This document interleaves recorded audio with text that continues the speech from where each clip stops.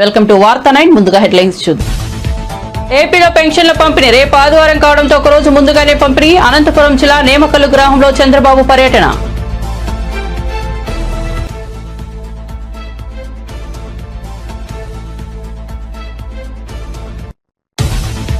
మహబూబ్ నగర్ జిల్లా ఆమిస్తాపూర్లో రైతు పండుగ సభలో పాల్గొన్న రేవంత్ రెడ్డి. గత ప్రభుత్వం మూలాన పడేసిన ప్రాజెక్టులను క్రమంగా పూర్తి చేస్తున్నామన్న బట్టి విక్రమార్క. ప్రతి సంవత్సరం జిల్లా అభివృద్ధికి 20,000 కోట్లు కేటాయిస్తామని కీలక ప్రకటన. బియ్యం అక్రమ రవాణాపై పవన్ సీరియస్. స్పందించిన ఎంపీ పురంధేశ్వర్. బియ్యం కుంభకోణాన్ని పవన్ సీరియస్ గా తీసుకోవడం హర్షణీయమని వ్యాఖ్య. పవన్ మాటల్లో తప్పు లేదని వెల్లడి.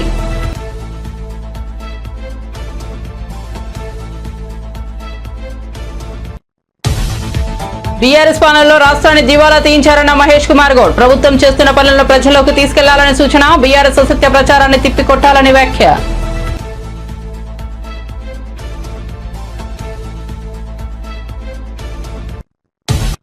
ఇక వార్త వివరాల్లోకి వెళ్తే ఏపీలో ఒక రోజు ముందుగానే సామాజిక పెన్షన్లు అందజేశారు. డిసెంబర్ 1వ తేదీ ఆదివారం కావడంతో నవంబర్ 30వ తేదీన ఇంటింటికి తిరిగి పెన్షన్లు అందజేశారు. ముఖ్యమంత్రి చంద్రబాబు అనంతపురం జిల్లా నేమకలలో పెన్షన్ పంపిణీ కార్యక్రమంలో పాల్గొన్నారు. స్వయంగా ఇంటింటికి వెళ్లి పెన్షన్లు అందించారు. చంద్రబాబు నేమకలలో దివ్యాంగురాలు భాగ్యమ ఇంటికి వెళ్లారు. ఆమె కుటుంబ పరిస్థితులు అడిగి తెలుసుకున్నారు. ఆమెకు దివ్యాంగ పెన్షన్ 15,000 అందజేశారు. అదే గ్రామంలో రుద్రమ్మ అనే వితంతు మహిళ ఇంటికి వెళ్లి కూడా పెన్షన్ అందజేశారు. ఆమె యోగక్షేమాలు అడిగి తెలుసుకున్నారు.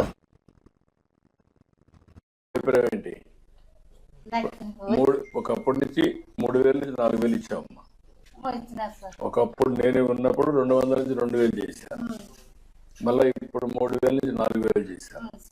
నీకు దీనివల్ల ఎంతవరకు వెసులుబాటు వస్తా ఉంది? ఇప్పుడు 4 సంవత్సరాలు అంటే వచ్చిన వస్తుంది, అందుకని ముందు లేదు.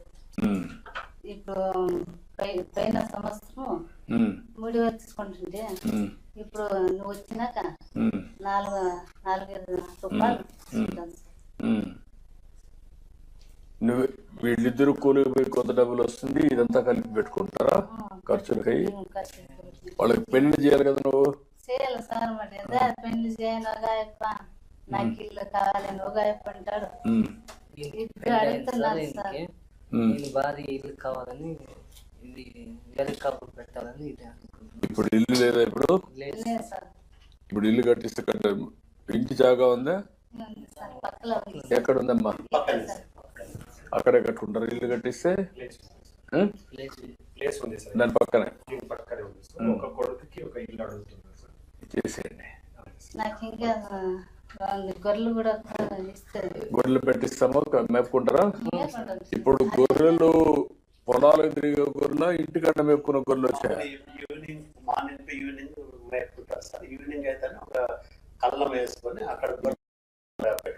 అది చేస్తారు. అది కదా అవి రాలేదా? ఫార్మ్స్ అవి రాలేదా?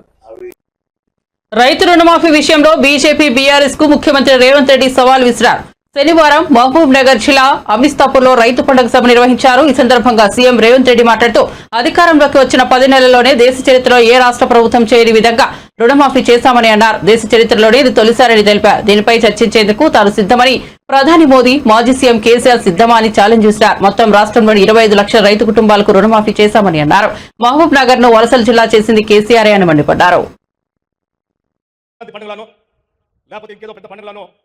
రైతాంగ సోదరులందరూ కూడా ఇక్కడ చేరి పెద్ద ఎత్తున సంబరాలు చేసుకునేటువంటి కార్యక్రమానికి ఈనాటి ఇందిరమ్మ రాజ్యం తీసుకున్నటువంటి అనేక నిర్ణయాలు ఈ పండుగ కారణమైంది. మొదటి సంవత్సరం పూర్తి చేసుకున్న ఉత్సవాన్ని ఈ ప్రపంచానికి తెలియజేయాల్సిందిగా మీ అందరికీ విజ్ఞప్తి చేస్తున్నా.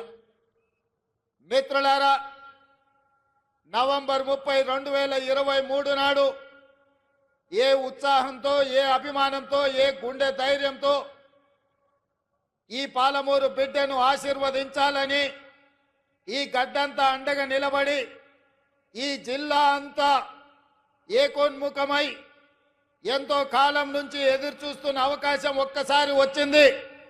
దీన్ని జార విడుచుకోవద్దని మీరు అండగా నిలబడ్డ రోజు ఇవాళ. ఈ సందర్భంగా మీ ఎదురుగా నేను చెప్పదలుచుకున్నా, పాలమూరు జిల్లా నల్లమల అటవీ ప్రాంతంలో ఒక మారుమూల గ్రామం కొండారెడ్డిపల్లి అనే ఒక చిన్న గ్రామం నుంచి ఒక రైతు బిడ్డగా బయలుదేరిన నేను ఈ జిల్లా కష్టాలను చూసిన, ఈ జిల్లా కన్నీళ్లను చూసిన, ఈ జిల్లా నుంచే పారుతున్న కృష్ణమ్మ గలగలలు చూసిన, కన్న బిడ్డల్ని తల్లిదండ్రుల దగ్గర గుడిసెల దగ్గర వదిలి వలసబోతున్న పాలమూరు బిడ్డల్ని గుంపు మేస్త్రీలు భార్య భర్తల్ని మేటీలుగా పెట్టుకొని తీసుకెళ్లి బొంబాయికి వలస తీసుకుపోతుంటే 6 నెలల పసిబిడ్డల్ని కూడా తల్లిదండ్రుల దగ్గర వదిలేసి జంటలుగా వలసలు పోతున్న వాళ్ళ కన్నీళ్లను నేను కళ్ళతో చూసిన. ముఖ్యంగా అచ్చంపేట, నాగర్ కర్నూలు, వనపర్తి ప్రాంతంలో గుంపు మేస్త్రీల నాయకత్వంలో తట్ట పని, పార పని, మట్టి పని కోసం బొంబాయి దిక్కు వలసలు పోతుంటే ఆనాడు బస్సులు ప్రత్యేకంగా వందలాది బస్సులు ఈ జిల్లా నుంచి వలసలు తీసుకెళ్లడానికి రైతాంగాన్ని తీసుకెళ్తుంటే వనపర్తిలో నేను చదువుకునేవాడిని. ఆ రోజు నేను అనుకున్నా, ఏదైనా ఒకరోజు మనకు రాకపోతుందా, ఎల్లకాలం ఎప్పుడు ఇట్లనే ఉంటుందా, ఒకరోజు మనకు వస్తుంది. ఆనాడు నేను నాకు అవకాశం వస్తుంది అనుకోలేదు. మన పాలమూరు బిడ్డకు ఒకరోజు అవకాశం వస్తుంది. ఆ అవకాశాన్ని అందిపుచ్చుకొని ఈ జిల్లా వలసలను నిలువరించి ఈ జిల్లా బిడ్డల్ని సొంత ఊర్లో సొంత వ్యవసాయం, సొంత కుటుంబానికి దగ్గరగా ఉండి ఈ జిల్లాను ఆదుకోకపోతారా అని నేను ఎదురు చూసిన. సరిగ్గా 70 సంవత్సరాల తర్వాత ఆనాడు ఉమ్మడి హైదరాబాదు రాష్ట్రం మొట్టమొదటి ముఖ్యమంత్రిగా ఈ జిల్లా బిడ్డ బూర్గుల రామకృష్ణారావు ముఖ్యమంత్రి అయితే 70 సంవత్సరాల తర్వాత మీ బిడ్డ కొండారెడ్డిపల్లి నుంచి బయలుదేరిన ఒక రైతు బిడ్డ మీ అభిమానంతో ఈ తెలంగాణ రాష్ట్రానికి మళ్ళీ నాయకత్వం వచ్చే అవకాశం వచ్చింది. నా జన్మ ధన్యమైందని చెప్పి నేను ఈ సందర్భంగా తెలియజేస్తున్న మిత్రులారా, ఈ అవకాశం ఆషామాషిగా వచ్చింది కాదు. ఈ వచ్చిన అవకాశాన్ని అల్లరి చిల్లర పనుల కోసమో, అనవసరమైన ఖర్చుల కోసమో, ఆర్భాటపు ఏషాలు వేయడానికో కాదు. ఇదొక బాధ్యత. ఈ బాధ్యతను జవాబుదారీతనంతో నిర్వహించాల్సిన బాధ్యత నా మీద ఉన్నది. ఆధారి ముడుపుల కేసులో వైసీపీ అధినేత మాజీ సీఎం వైఎస్ జగన్మోహన్ రెడ్డి తప్పించుకోలేడని కాంగ్రెస్ మాజీ ఎమ్మెల్యే గోనె ప్రకాష్ రావు జోషం చెప్పారు. ఢిల్లీలో ఆయన మీడియాతో మాట్లాడారు. నిరంజన్ రెడ్డి, కపిల్ సిబాల్, సిద్ధార్థ్ రుద్ర, అభిషేక్ సింఘ్వి వంటి లాయర్లను పెట్టుకున్న అమెరికా చట్టాల నుంచి తప్పించుకోవడం జగన్ వల్ల కాదన్నారు. 1700 కోట్లు కాదు, $1 అయినా అమెరికా చట్టాలు వదిలిపెట్టబోవన్నారు. అమెరికా కేసులో తన పేరు లేదని జగన్ అనుకుంటున్నారని, కానీ అమెరికాకు విచారణకు జగన్ హాజరు కావాల్సిందే అన్నారు. తీవ్ర పరిణామాలకు రాబోయే పార్టీలో కూడా ఈ రోజున్న బీజేపీ పార్టీలో కూడా ఏకపక్ష అంటే మొనపాలిగా నడుస్తుంది మూడోసారి. ఖచ్చితంగా దీంతో పొలిటికల్ క్రైసిస్ రాబోతాయి. దానిపై పార్లమెంట్లో కానీ, లోక్సభలో కానీ, రాజ్యసభలో చర్చ జరగవలసిందే, ప్రజల్లో చర్చ జరగవలసిందే. ఒక పౌరునిగా, నీతి నిజాయితీ ఉన్నవారిగా ఏడిపోతుంది దేశము. ఈరోజు ఏదైతుందో 1700 కోట్లు ఒక ఆంధ్ర రాష్ట్రానికి అవినీతి జరిగిందంటే నీతివంతమైన మనం పరిపాలన చెప్తున్నాము. దీని మీద నిజంగా నీతి అంటే బయటికి రాని, కడిగిన ముత్యంలోకి బయట రాని. అమెరికా రేపు అడుగుతుంది కోర్టుకు, సమన్లు ఇష్యూ అవుతాయి. కంట్రీ టు కంట్రీ అగ్రిమెంట్ ప్రకారం ఏదైతుందో రావాల్సిందే. మీకు తెలుసు ఈరోజు ఏదైతుందో బుష్ 2001లో మేలో బుష్ ప్రెసిడెంట్, సెకండ్ బుష్, చిన్న బుష్, పెద్ద బుష్ కాదు, ఆయన 2 కూతుర్లు బారికి పోయారు. 21 ఇయర్స్ లేకపోయేది ఉంటే నాటాలు. బట్ ఫేక్ ఐడి కార్డు ఇచ్చారు. ఒకరు 19, ఒకరు 18, 2 కూతుర్లు ఇమీడియట్గా ఐడెంటిటీ చేసి పోలీసు వచ్చింది, డిటైన్ చేసి టికెట్ ఇచ్చింది. అంటే ఫైన్ వేస్తారు, వార్నింగ్ ఇస్తారు. అట్లా 2-3 సార్లు అయితే ఏం చేస్తారంటే జైలు పంపుతారు. సో ఏదైతుందో బుష్ రా నెంబర్ 1 అంటే ప్రెసిడెంట్ ఆఫ్ అమెరికా బిడ్డలు ఏదైతుందో తెలియదు. పేపర్ వచ్చిందంటే తెల్లారి ఫినిష్. ఎంక్వైరీ కేసు అంతే.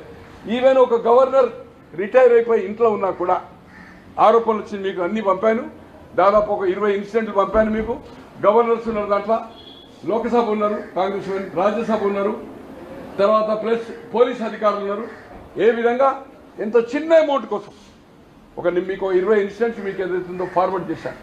అలాగే ఈరోజు ప్రపంచ దేశాలను వణికించిన సద్దాం ఎక్కడ పట్టుకున్నారు, ఏ పరిస్థితి అయింది? బంకర్ ఈజ్ సిఐఏ అంటే అమెరికన్ ఏజెన్సీ ద్వారా.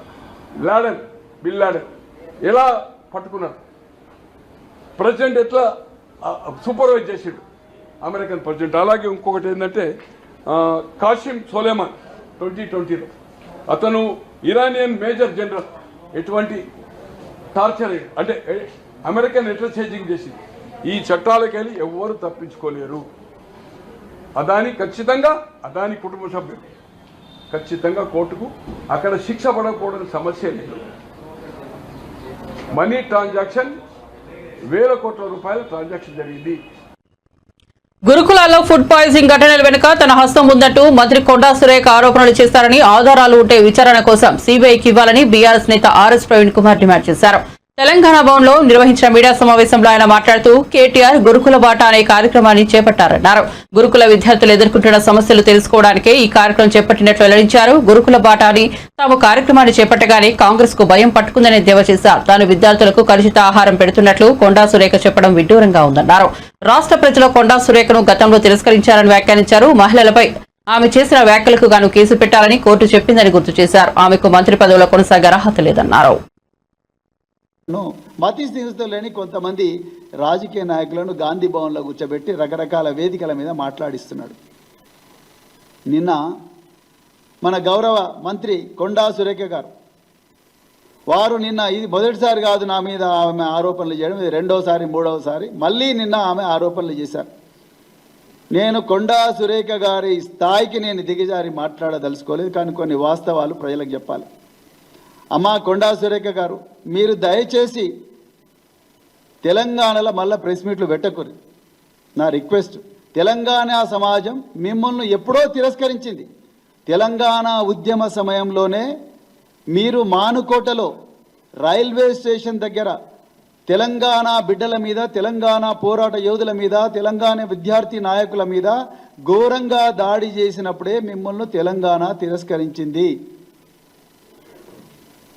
మీరు సభ్యత సంస్కారం లేకుండా మాట్లాడతారని తెలంగాణలో ప్రతి ఇంటికి కూడా తెలిసిపోయింది. మహిళలు పురుషులు అనే గౌరవం లేకుండా మాట్లాడతారని తెలిసిపోయింది.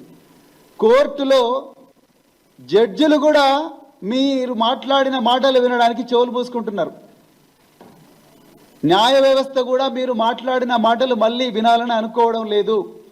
సాక్షాత్తు కోర్టులే మీ మీద కేసు రిజిస్టర్ చేయాలి అని చెప్పి మీకు ఆర్డర్ కూడా ఇచ్చింది. మీ మీద మీరు సభ్యత సంస్కారం లేకుండా సాటి మహిళల మీద చేసిన ఘోరమైన ఆరోపణలకు మరి కోర్టు చలించిపోయి మీ మీద కేసు రిజిస్టర్ చేయాలని చెప్పింది. అదేవిధంగా మీ మీద మళ్ళొకసారి కేటీఆర్ గారి మీద మాట్లాడితే మళ్ళీ జైలుకు పంపిస్తామని చెప్పి కోర్టు వార్నింగ్ కూడా ఇచ్చింది. అయినా కూడా మీరు మళ్ళీ కోర్టు ఆదేశాలను ఉల్లంఘించి అసభ్యకరమైన భాష మరి మాట్లాడుతూ ఉన్నారు. అసలు మీకు మంత్రి పదవిలో ఉండే అర్హత లేదు సురేఖ గారు. నేను సభ్యత సంస్కారం ఉన్న వ్యక్తిని కాబట్టి నేను మిమ్మల్ని ఇప్పటికి కూడా గౌరవించే మాట్లాడుతున్నాను. తెలంగాణ ఆడబిడ్డ కాబట్టి నేను మళ్ళీ చెప్తున్నా, మీకు ఆ మంత్రి పదవిలో ఉండే అర్హత లేదు. మీరు నా గురించి మాట్లాడుతున్నారు. నేను ప్రభుత్వ హాస్టళ్లలో చదువుకొని గురుకుల పాఠశాలల్లో కుట్రపూరితంగా సమస్యలు సృష్టించి సీఎం రేవంత్ రెడ్డి ప్రభుత్వంపై బీఆర్ఎస్ పార్టీ దుష్ప్రచారం చేస్తుందని ప్రభుత్వ విప్ వీర్ల ఐలయ్య యాదవ్ ఆరోపించారు. ఐలయ్య మీడియాతో మాట్లాడుతూ సీఎం రేవంత్ రెడ్డి ప్రజాపాలనపైన పింక్ మీడియాతో బీఆర్ఎస్ తప్పుడు ప్రచారం చేస్తోందని మండిపడ్డారు. గురుకులాలపైన ఆర్ఎస్ ప్రవీణ్ కుమార్ పెద్ద కుట్రకు పాల్పడుతున్నారని, గురుకులాల సెక్రటరీగా ఉన్నప్పుడు నియమించుకున్న తన మనుషులతో ప్రభుత్వాన్ని బద్నాం చేయాలని చూస్తున్నాడని ఆరోపించారు. నువ్వు చేస్తున్నావు కానీ ఇక్కడ వాడు కరెక్ట్ లేడు అంటున్నా. నేను చూసిన వాడిని అదే తాగినారంటే తాగదంటున్నాడు. వాడేం గుట్కా వేసి బాగా పనులు పాకులు పట్టినాయి. ఇప్పుడు వంట చేసే వాళ్ళు నీటుకుంటున్నాయి మనం తినేది. నువ్వు రేపు పొద్దున మా మధ్యాహ్నం ఒకసారి వచ్చి ఇన్స్పెక్షన్ చేయాలి. స్పెషల్గా సన్న బియ్యమే కాకుండా నాణ్యమైనటువంటి కూరగాయలు, అదేవిధంగా నాణ్యమైన విద్య అందించాలని గౌరవ ముఖ్యమంత్రి రేవంత్ రెడ్డి గారి నాయకత్వాన మొన్ననే డైట్ ఛార్జ్ కూడా పెంచడం జరిగింది. పెద్ద ఎత్తున 40% డైట్ ఛార్జీలు పెంచి ఇలా కిచెన్ లో చూసినాం. నిన్ననే యాదాద్రి భువనగిరిలో జేసీ గారు కూడా ఇక్కడ నిద్ర చేయడం జరిగింది. మేము సడన్ విజిట్ చేసినాం. ఏ పిల్లవాడిని అడిగినా వారానికి ఒక గుడ్డు, చికెను, అదేవిధంగా మటను మంచి భోజనం అందిస్తుందని చెప్పారు. కానీ కొంత ప్రతిపక్షాలు హాస్టళ్లలో ఫుడ్ బాగలేదని చెప్పి ఈ ప్రభుత్వాన్ని బదనాం చేయాలని చెప్పి వాళ్ళ సోషల్ మీడియా, వాళ్ళ పింక్ మీడియా ద్వారా కిచెన్లో తిండికే వస్తలేదు, నువ్వు చేస్తున్నావు కానీ ఇక్కడ వాడు కరెక్ట్ లేడు అంటున్నా. నేను చూసిన వాళ్ళు తాగినారంటే తాగలేదంటున్నాడు. రాష్ట్రంలో ఎన్డీఏ కూటమి ప్రభుత్వంపై వైసీపీ నేత మాజీ మంత్రి పేర్ని నాని సంచలన వ్యాఖ్యలు చేశారు. ఏపీలో శాంతి భద్రతలను చంద్రబాబు సర్కార్ గాలికొదిలేసిందని విమర్శించారు. మాజీ మంత్రి పేర్ని నాని మీడియాతో మాట్లాడారు. ఈ క్రమంలో కూటమి ప్రభుత్వంపై విమర్శలు గుప్పించారు. ప్రభుత్వాన్ని ప్రశ్నించే వైసీపీ నేతలు, కార్యకర్తలను కూటమి ప్రభుత్వం టార్గెట్ చేస్తోందని మాజీ మంత్రి పేర్ని నాని ఆరోపించారు. ఒకరిపై 10-12 తప్పుడు కేసులు పెట్టి వేధిస్తోందన్నారు. అడ్డగోలుగా పోలీసులను వాడుతూ పాత కేసులను తిరగదోడుతోందని మండిపడ్డారు. ఈ నేపథ్యంలో అధికారం ఎల్లకాలం ఉండదు చంద్రబాబు గుర్తించుకో అని పేర్ని నాని సవాల్ విసిరారు. కూటమి ప్రభుత్వం ఈ రాష్ట్రంలో శాంతి భద్రతలు పరిరక్షించాలి, రాష్ట్రంలో తమకు ఓటేసినటువంటి ప్రజల్ని ఎలా కాపాడాలి, నేరాలు జరగకుండా ఎలా అరికట్టాలనేది గాలి కొదిలేసి వైఎస్ఆర్ కాంగ్రెస్ పార్టీ నాయకుల్ని, వైఎస్ఆర్ కాంగ్రెస్ పార్టీ కార్యకర్తల్ని, ఎవరైతే ఈ ప్రభుత్వాన్ని ప్రెస్ మీట్లతో కానీ లేదా వ్యవస్థలో వారికి ఉన్నటువంటి మార్గం ద్వారా కానీ లేదా సోషల్ మీడియాలో కానీ ఎలా అయినా ఈ ప్రభుత్వం చేస్తున్నటువంటి మోసాలని లేదా కూటమి ప్రభుత్వం ఆడి తప్పిన హామీల్ని నిలబెట్టుకోమని అందరినీ తప్పుడు కేసులతో వేధించే కార్యక్రమం, పోలీసు వ్యవస్థ మొత్తాన్ని ఈ రాష్ట్ర ప్రజల యొక్క పరిరక్షణ కోసం కాకుండా, శాంతి భద్రతల్ని కాపాడటం కోసం కాకుండా వైఎస్ఆర్ కాంగ్రెస్ పార్టీ కార్యకర్త దగ్గర నుంచి నాయకుల వరకు కూడా అందరినీ వేధించే కార్యక్రమమే ప్రధాన ఉద్యోగంగా పోలీసులను వాడుతున్నారు. ఇవాళ గన్నవరం నియోజకవర్గంలో 2024 జనవరి మాసంలో కొంతమంది కొట్టుకుంటే దానిలో 326 క్రైమ్ రిజిస్టర్ అయితే దానిలో 5-6 ముద్దాయిలు అరెస్ట్ అయ్యి 6 రోజులు జైల్లో ఉండి బెయిల్ తీసుకుని జనవరి నుంచి వాళ్ళు శుభ్రంగా రోడ్ల మీద తిరుగుతుంటే అదే కేసుని ఇవాళ ఛార్జ్ షీట్ వేసేసారు, కంప్లీట్ ఫైనల్ ఛార్జ్ షీట్ వేశారు. కానీ కోర్టులో సీసీ నెంబర్ పడలేదనే సాకుతో, అంటే ఆ అవకాశాన్ని తీసుకుని, అంటే మళ్ళీ ఆ ఛార్జ్ షీట్ని వెనక్కి తెచ్చుకుని పాత అధికారులు ఎస్ఐలు కానీ సిఐలు కానీ ఇన్వెస్టిగేషన్ ఆఫీసర్లు సరిగ్గా విచారణ చేయలేదని చెప్పని మళ్ళీ దాన్ని ఓపెన్ చేసి మళ్ళీ తప్పుడు కేసులు 8 మందిని బనాయించి వీళ్ళు కుట్ర చేశారని చెప్పని మళ్ళీ సెక్షన్ ఆల్టర్ చేసి హత్యా ప్రయత్నం చేశారని చెప్పని 307 సెక్షన్ మార్చి వీళ్ళందరినీ కూడా వేధించడం, ధర్మంగా న్యాయం గెలుస్తున్నట్టుగా మ్యాజిస్ట్రేట్ గారు 307 సెక్షన్ తొలగించారు. కానీ బెయిల్ కోసం మూవ్ చేస్తే నల్ల కోటేసుకుని ధర్మంగా వ్యవహరించాల్సినటువంటి పబ్లిక్ ప్రాసిక్యూటర్ కూడా పచ్చ చొంకాల ఒత్తిడికి లొంగి నాకు బెయిల్ పిటిషన్ నాకు అందలేదు, నాకు ఖాళీ. బీఆర్ఎస్ పాలనలో 8 లక్షల కోట్ల అప్పులు చేసి రాష్ట్రాన్ని ఆర్థికంగా దివాలా తీయించారని టీపీసీసీ అధ్యక్షుడు మహేష్ కుమార్ గౌడ్ విమర్శించారు. అక్రమాలకు పాల్పడి రాష్ట్రాన్ని నాశనం చేసిన చరిత్ర బీఆర్ఎస్ వాళ్ళదని చెప్పారు. కాంగ్రెస్ పార్టీ ఎన్ని మంచి పనులు చేస్తున్నా బీఆర్ఎస్ నేతలు అబద్దాలు ప్రచారం చేస్తూ పబ్బం గడుపుకుంటున్నారని మండిపడ్డారు. గాంధీభవన్లో ఆయన మీడియాతో మాట్లాడారు. ప్రభుత్వం చేసిన మంచి పనులను ప్రజల్లోకి వెళ్లి ప్రచారం చేయాల్సిన అవసరం ఉందని మహేష్ కుమార్ గౌడ్ అన్నారు. మనం చేసిన పనులను చెప్పుకోకపోతే వెనుకబడిపోతామని పార్టీకి ఎడర్కు సూచించారు. బీఆర్ఎస్ అసత్య ప్రచారాన్ని తిప్పికొట్టాలని చెప్పారు. 10 ఏళ్లలో బీఆర్ఎస్ చేయలేని పనులు 10 నెలల్లో కాంగ్రెస్ ప్రభుత్వం చేసి చూపించిందని అన్నారు. మతతత్వ ప్రచారంతో బీజేపీ లబ్ధి పొందుతోందని చెప్పారు. బెనర్జీ గారు, ఇందిరా శోభన్ గారు, జావేద్ గారు, జగదీష్ గారు, వేదిక ముందున్న జిల్లా అధ్యక్షులు, రాష్ట్ర కార్యవర్గ సభ్యులు, స్నేహితులందరికీ కూడా నమస్కారాలు. తెలంగాణలో కాంగ్రెస్ ప్రభుత్వం వచ్చింది అంటే అది మీ వల్ల అనే మాట నేను చాలా చోట్ల చెప్తా ఉంటాను. తెలంగాణ में सरकार बनाने में कार्यकर्ताओं का भाग ज़्यादा है, उन्हीं की वजह से सरकार बनी. रेवंत रेड्डी जी पीसीसी प्रेसिडेंट थे, हम वर्किंग प्रेसिडेंट थे, हम बहुत सारे मेहनत करे, लेकिन कार्यकर्ताओं का मेहनत के बिना सरकार नहीं बनी. ये हर मीटिंग में बोलता हूँ.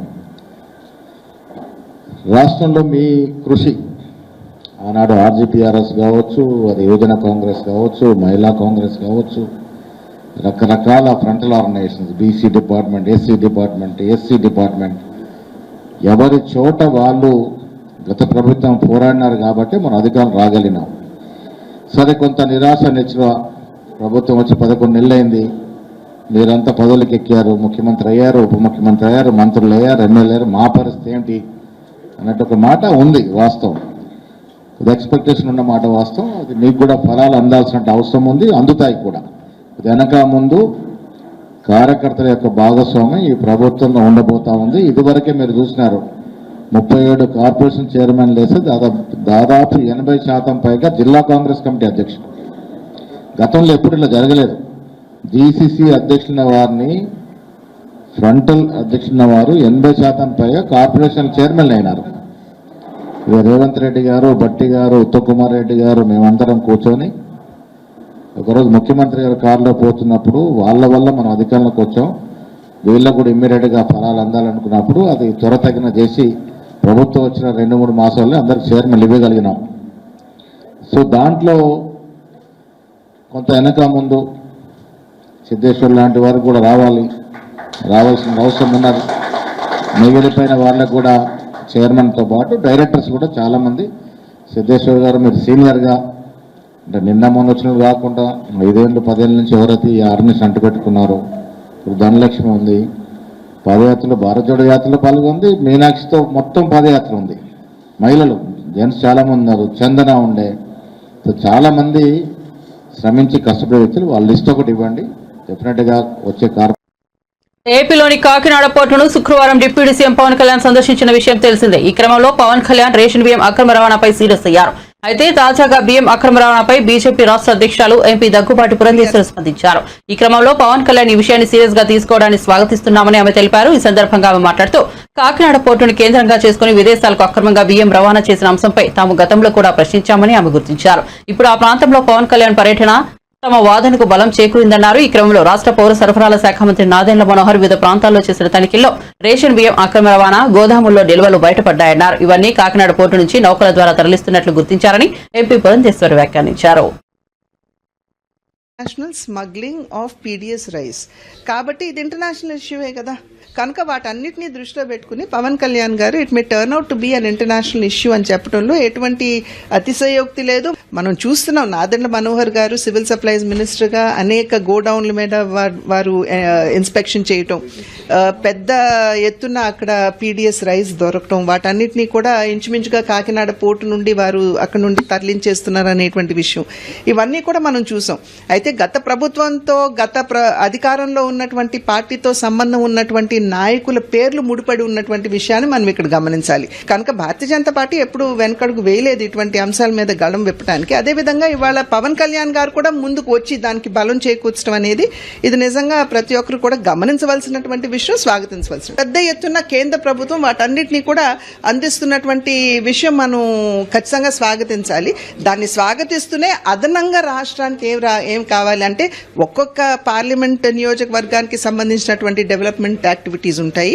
రాజమండ్రికి సంబంధించి 2027లో జరగబోయేటువంటి పుష్కరాలు ఏవైతే ఉన్నాయి వాటిని దృష్టిలో పెట్టుకుని ఏ రకంగా వనరులు తెచ్చుకోవాలనేటువంటి విషయం మీద ఖచ్చితంగా మేము దృష్టి 98 కోట్ల రూపాయలు ఇవాళ అఖండ గోదావరి కింద అక్కడ ఉన్నటువంటి ఘాట్లు కావచ్చు, అదేవిధంగా హ్యావ్లాక్ బ్రిడ్జ్ 100 సంవత్సరాలు పైబడినటువంటి బ్రిడ్జ్ ఏదైతే ఉందో దానికి హెరిటేజ్ వాల్యూ ఉంది. కనుక దాన్ని కూడా ఒక పర్యాటక ప్రాంతంగా డెవలప్ చేయడానికి అఖండ గోదావరి కింద 98 కోట్లు ఇచ్చినందుకు నేను కేంద్ర ప్రభుత్వానికి నా ధన్యవాదాలు తెలియజేస్తున్నాను. అదేవిధంగా గండికోటను కూడా డెవలప్ చేయడానికి 75 కోట్ల రూపాయలు కేంద్ర ప్రభుత్వం మంజూరు చేసింది. మనకి సహకరిస్తున్నటువంటి కేంద్ర ప్రభుత్వానికి, మోడీ గారికి నా ధన్యవాదాలు తెలియజేస్తున్నాను. తెలంగాణలో కాంగ్రెస్ ప్రభుత్వంపై తీవ్ర విమర్శలు చేశారు కేంద్ర మంత్రి కిషన్ రెడ్డి. కాంగ్రెస్ ప్రభుత్వ పాలనలో ఏ ఒక్క వర్గము సంతోషంగా లేదన్నారు.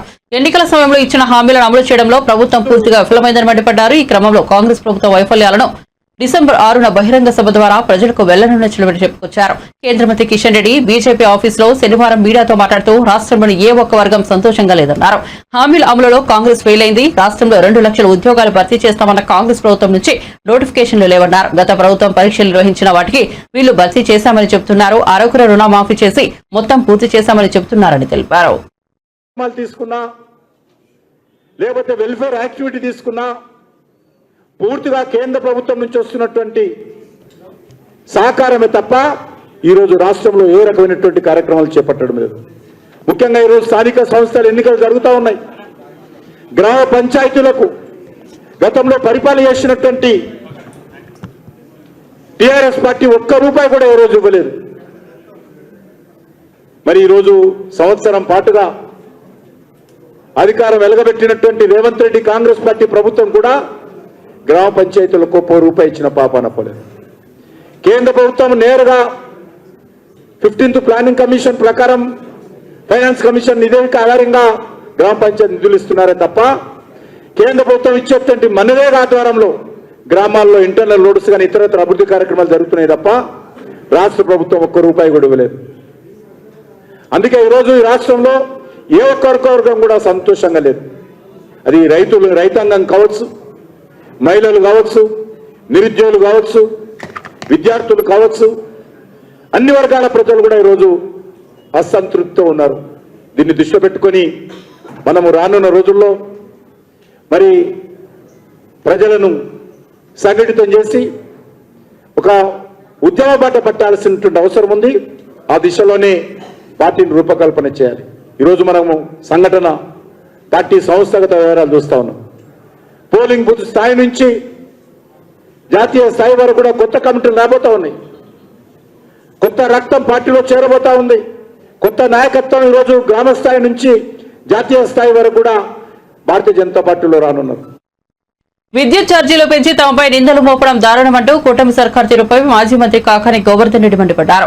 ఆయన మీడియా సమావేశంలో మాట్లాడుతూ ఎన్నికల ప్రచారంలో కరెంట్ ఛార్జీలు పెంచానని చెప్పి రెండోసారి కూడా పెంచుతున్నారంటూ దుయ్యబట్టారు. 9,400 కోట్ల రూపాయల అదనపు భారాన్ని ప్రజలపై మోపుతున్నారన్నారు.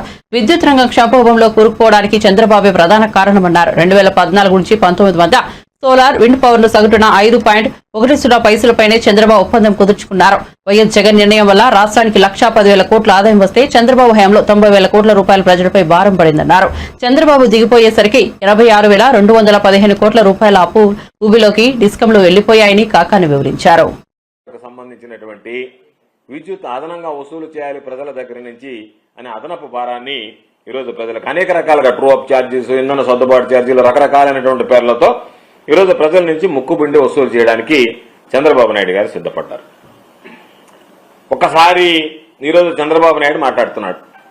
ఏమనంటే వైఎస్ఆర్ కాంగ్రెస్ పార్టీ ప్రభుత్వంలో తీసుకున్నటువంటి నిర్ణయాల వల్ల, వైఎస్ఆర్ కాంగ్రెస్ పార్టీ ప్రభుత్వంలో తీసుకున్నటువంటి అనేక కార్యక్రమాల వల్ల ఈరోజు ఈ విద్యుత్ ఛార్జీలు భారం పడుతుందని చెప్పాడు. చంద్రబాబు నాయుడు మాట్లాడేటువంటి ప్రతి మాట వైఎస్ఆర్ కాంగ్రెస్ పార్టీని, జగన్మోహన్ రెడ్డి గారిని తలుచుకుంటే తప్ప చంద్రబాబుకి, కూటమి పెద్దలకి నిద్ర పట్టేటువంటి పరిస్థితి లేదు.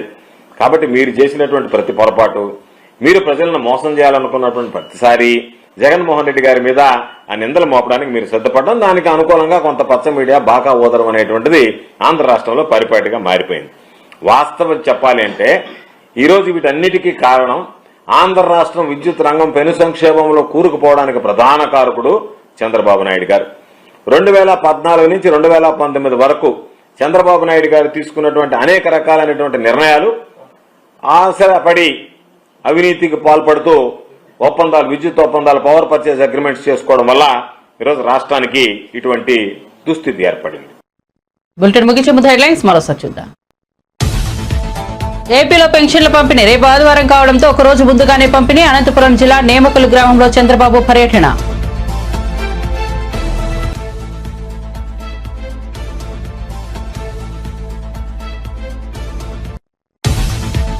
మహబూబ్ నగర్ జిల్లా అమిస్తాపూర్ లో రైతు పండుగ సభలో పాల్గొన్న రేవంత్ రెడ్డి. గత ప్రభుత్వం మూలాన పడేసిన ప్రాజెక్టులను క్రమంగా పూర్తి చేస్తామన్న బట్టి విక్రమార్క. ప్రతి సంవత్సరం జిల్లా అభివృద్ధికి 20,000 కోట్లు కేటాయిస్తామని రేవంత్ రెడ్డి ప్రకటన.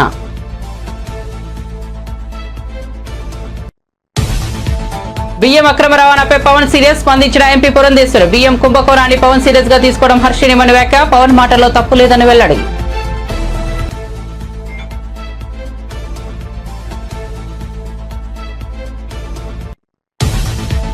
బీఆర్ఎస్ పాలనలో రాష్ట్రాన్ని దివాలా తీయించారన్న మహేష్ కుమార్ గౌడ్. ప్రభుత్వం చేస్తున్న పనులను ప్రజల్లోకి తీసుకెళ్లాలని సూచన. బీఆర్ఎస్ అసత్య ప్రచారాన్ని తిప్పికొట్టాలని వ్యాఖ్య.